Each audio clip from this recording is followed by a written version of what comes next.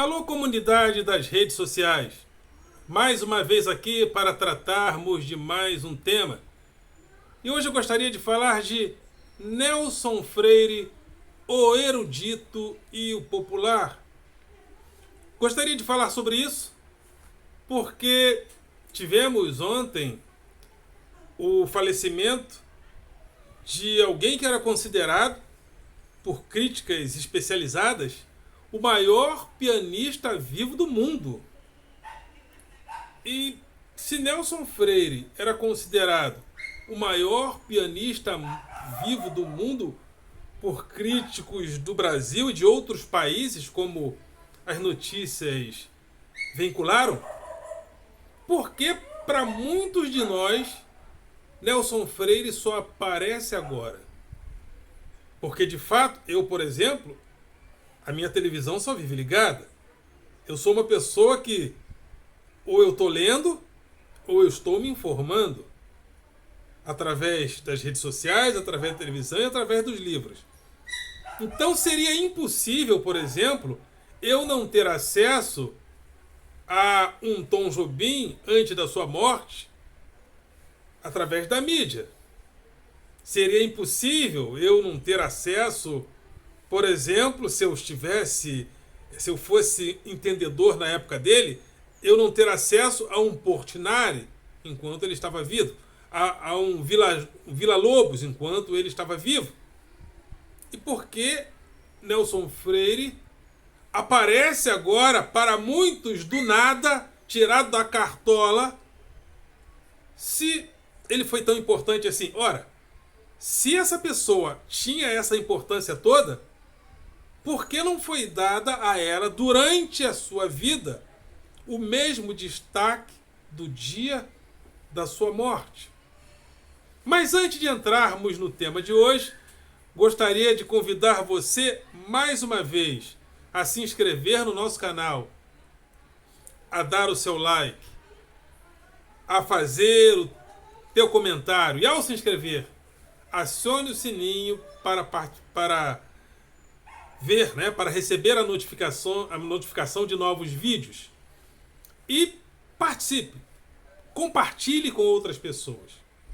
Principalmente se você também considera importante os objetivos desse canal, que são dois: combater o pensamento binário e convidar a classe dos professores para que nós possamos participar do debate público. Professores, venham para o debate público. Não me deixem sozinho no YouTube. Estou sentindo falta de você, professor, que vai da creche até o ensino médio no YouTube, falando em nome da escola pública, falando em nome da educação. Porque a mídia tradicional, por enquanto, só nos tem como babá de luxo, né? Como os chatos da greve. Evidentemente que isso não é proposital, mas nós não somos considerados com a importância que deveríamos ser pela mídia tradicional. Mas temos canais de comunicação onde nós podemos também nos projetar. Muita gente, aliás, começa como youtuber, acaba no Congresso Nacional. Não estou dizendo que vai acontecer isso, ou que deva acontecer isso, mas muita gente sai daqui do YouTube e vai escrever na Folha de São Paulo. E o cara, às vezes, não tem um bom conteúdo, ele dura pouco, né? Mas isso eu estou falando para demonstrar a importância que há em nós, professores, estarmos aqui vocalizando a escola pública, vocalizando o magistério.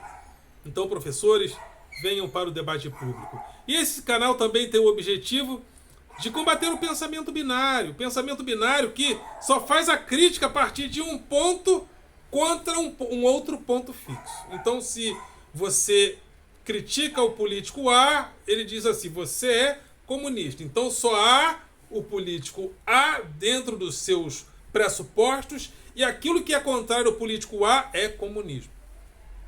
Então, se eu sou de esquerda, aquilo que é contra mim é fascismo. Então, o pensamento binário se comporta assim. Você critica o político de estimação dele, um potencial corrupto de estimação.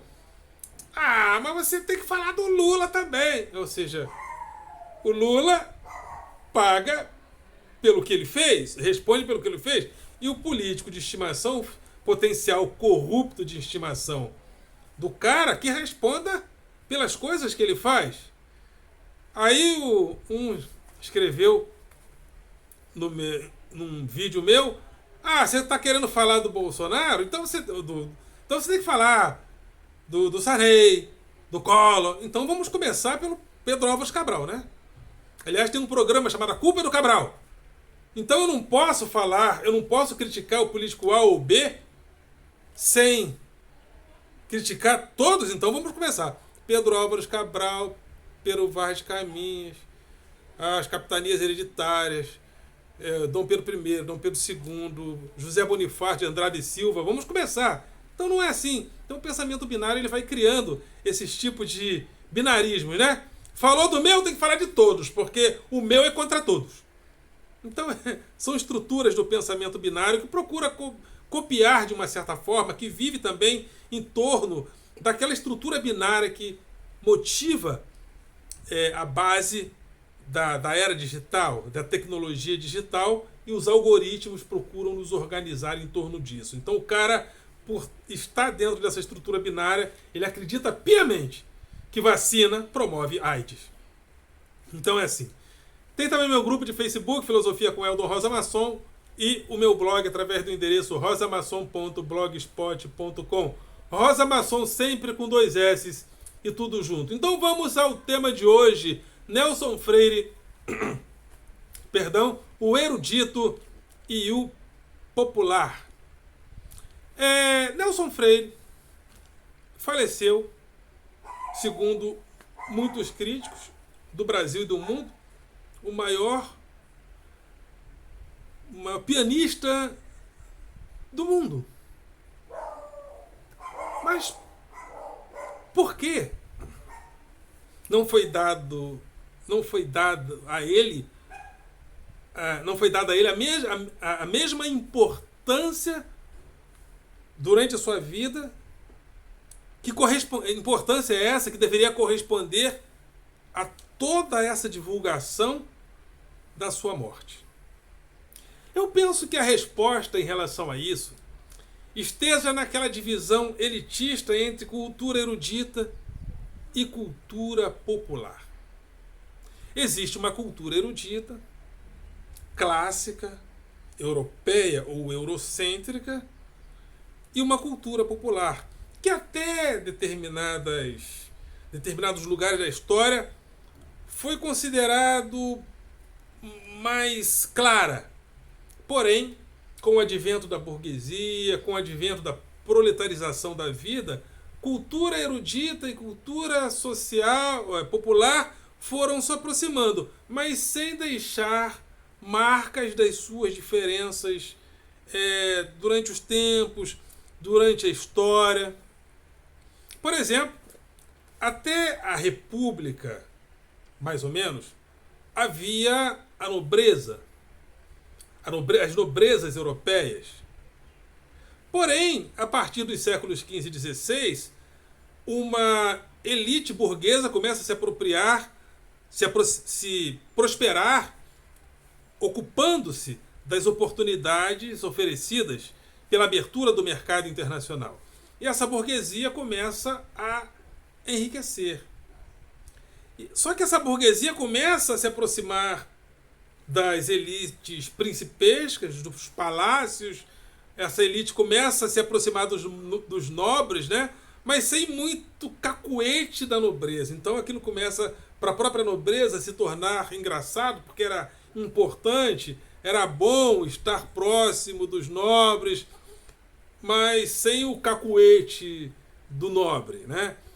Mas até então, então essa pessoa procurava se afastar ao máximo da cultura popular, daquilo que parecia não ser nobre, para parecer mais ou menos com os nobres.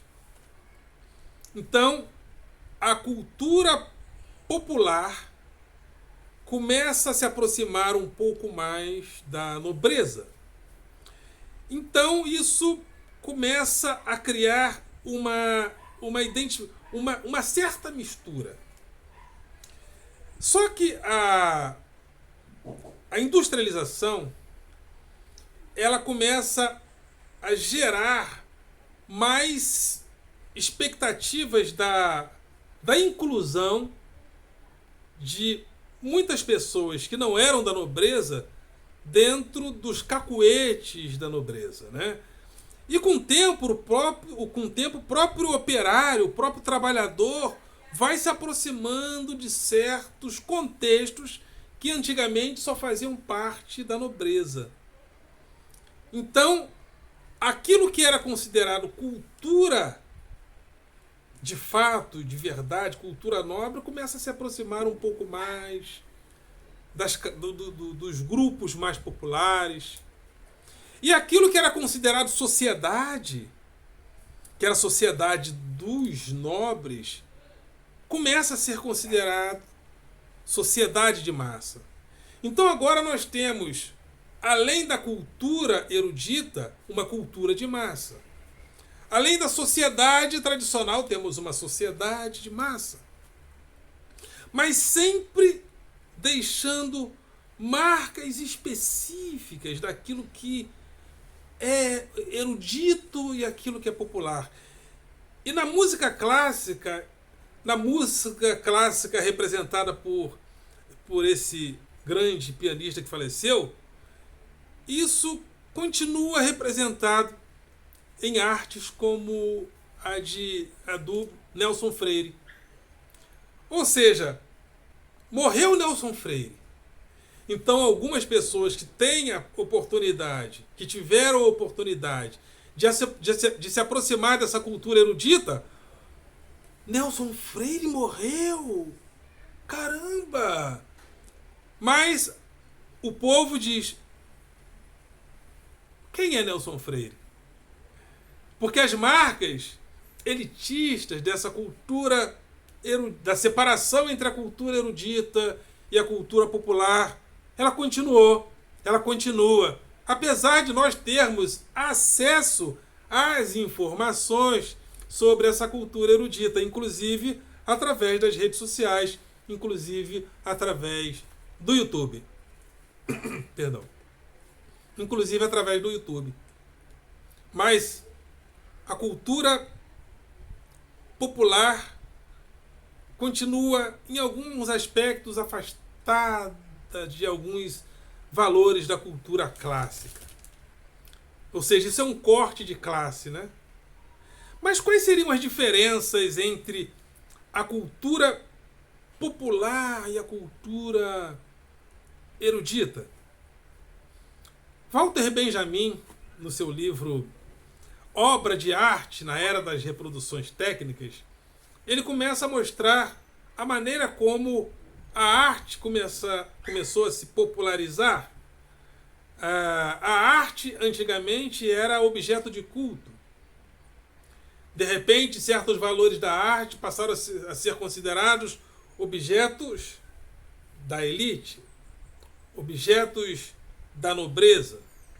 E com a industrialização, e a escola de Frankfurt faz essa digressão,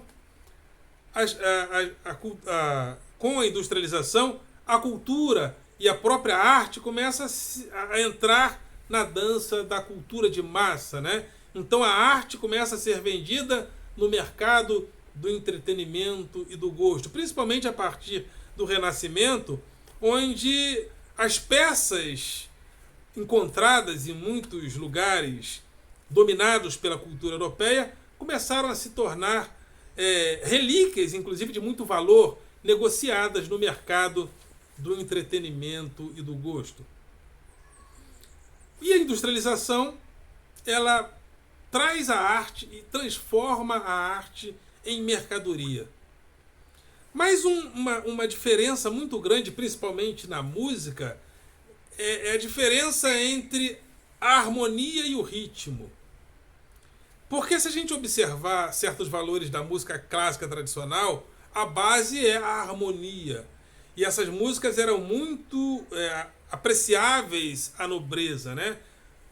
Muitos artistas, muitos músicos, inclusive Mozart, Beethoven e tantos, eles eram patrocinados por nobres, pelas nobrezas, que entendiam que aquela harmonia trazida pela música deles era satisfatória à alma. Mas de repente, com a industrialização, o ritmo da indústria começa a invadir a música, e a música começa a ser muito mais uma música baseada no ritmo. O ritmo entra de vez. Evidentemente que desde Bach, que era um músico protestante, o ritmo já começa a aparecer mais. E uma das características marcantes que dão esse tom do corte de classe, principalmente na música, é essa popularização, essa divulgação massiva do ritmo. Porque a vida moderna, a vida pós-industrial, é uma vida que tem um ritmo específico, né? Nas fábricas, as pessoas tinham horário para entrar, horário para almoçar, horário para sair. Então a vida começa a ser orientada pelo ritmo do relógio, tic-tac, tic-tac, tic-tac, tic-tac. Isso propõe uma musicalidade para a vida. A vida começa a ser ritmada.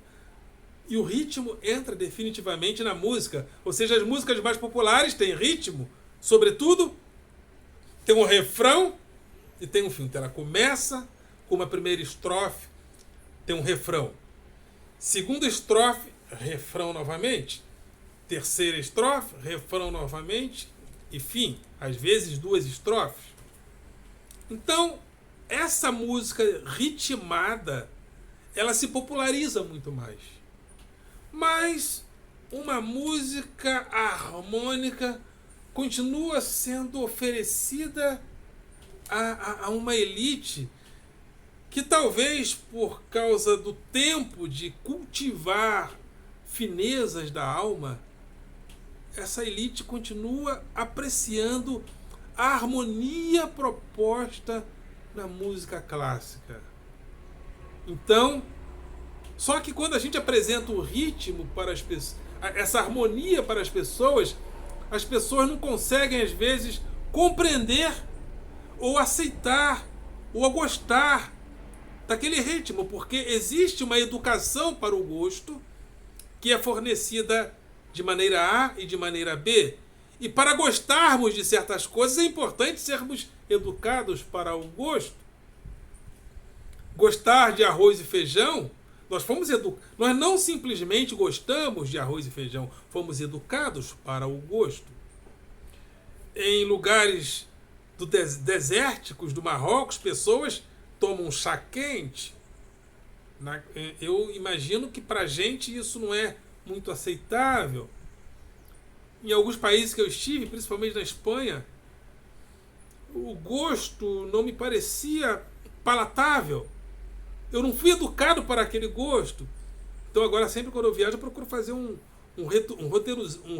roteirozinho de alimentação, porque senão eu fico totalmente dependente do Subway, do McDonald's e dos McDonald's da vida.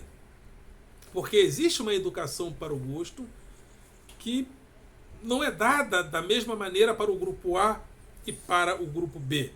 E a música... Eu tenho notado isso muito entre os meus alunos. Desculpa.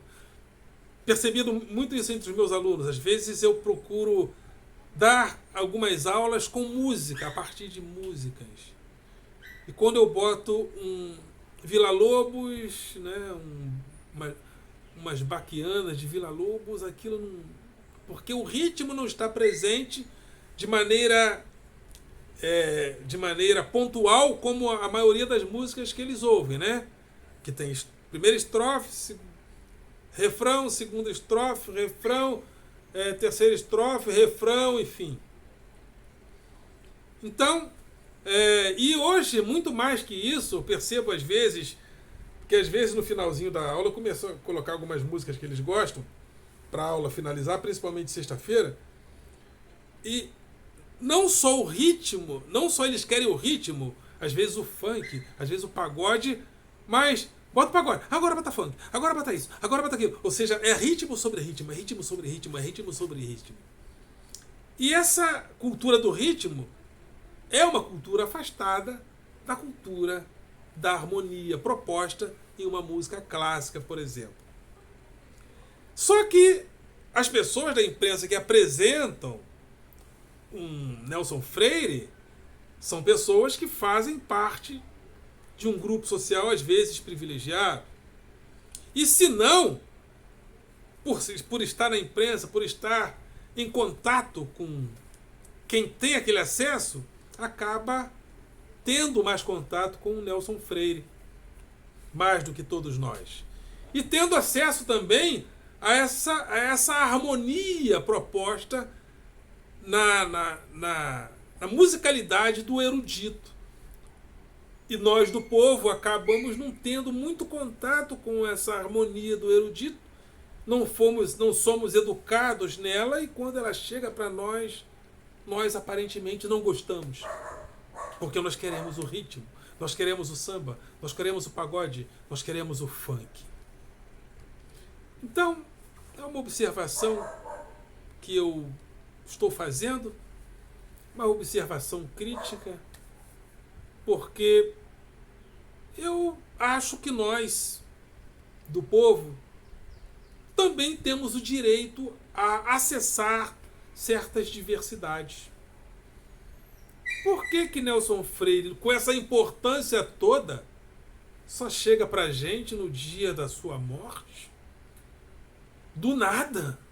Porque pra gente, quando ele apareceu do nada. Porque eu sou viciado em televisão ligada. Eu sou viciado em informação. Eu sou viciado em leitura. E se ele tivesse o tratamento veiculativo dado na sua morte, da mesma maneira na sua vida, com certeza eu teria acesso, eu já saberia que Nelson Freire era, ou era considerado por muitos, o maior pianista do mundo. Então fica essa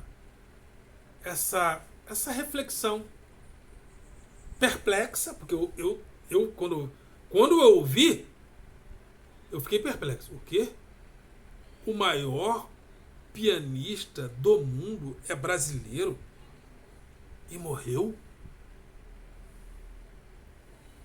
Quem é?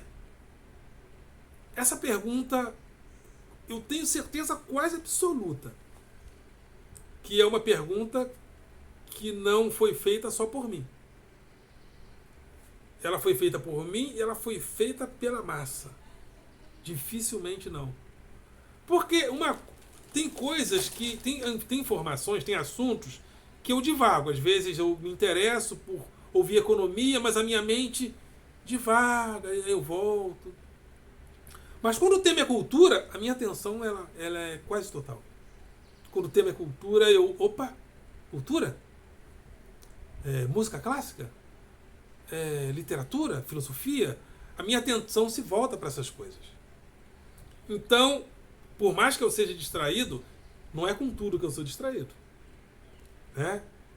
Eu tenho 3 formações, praticamente 3 formações ou habilitações superiores. Eu ia para a faculdade e não levava caderno, não levava nada, porque eu só precisava ouvir.